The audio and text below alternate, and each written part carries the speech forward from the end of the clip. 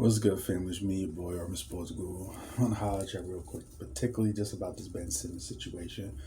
And I've heard me speak on this before, but I want to go more in depth right here. I think one of the reasons why things so much reached a level after the playoffs is because at the end when it was ousted by Atlanta,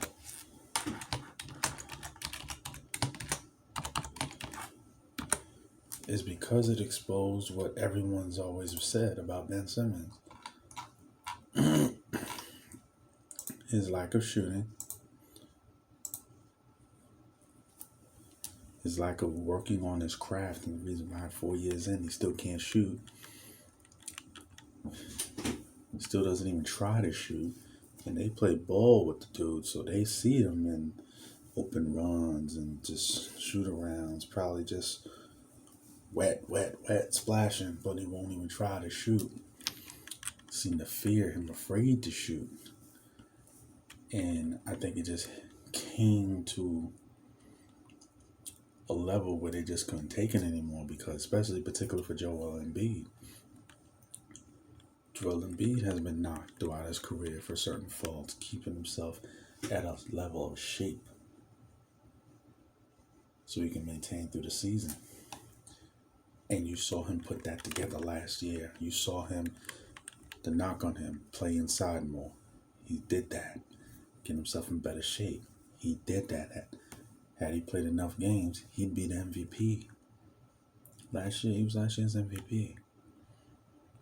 So when you see other guys putting in the work to correct the flaws, and the flaws that you've always had, you have never even tried to correct.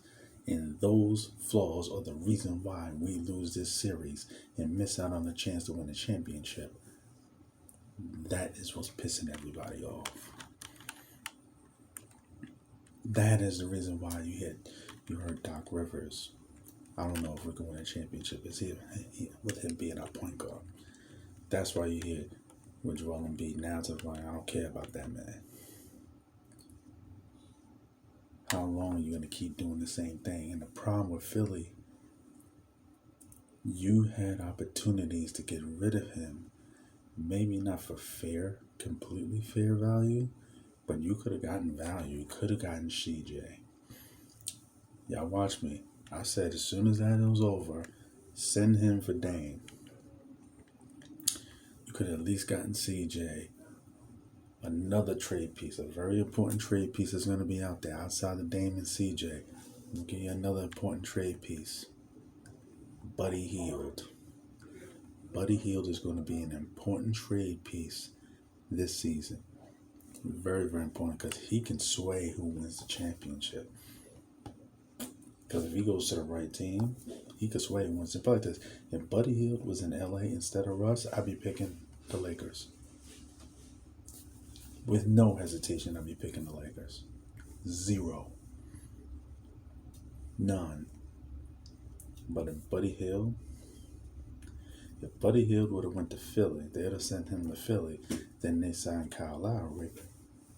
That team could compete with anybody.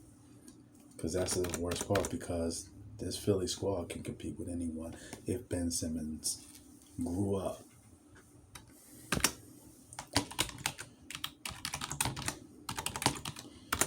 But we can clearly see that's not happening. And it's come to where it's come to. Philly, you need to take, let alone what Golden State would have gave him, 2 first-round picks and 2 players.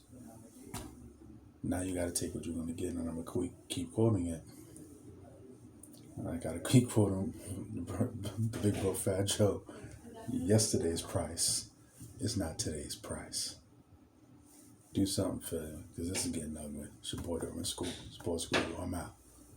Salute.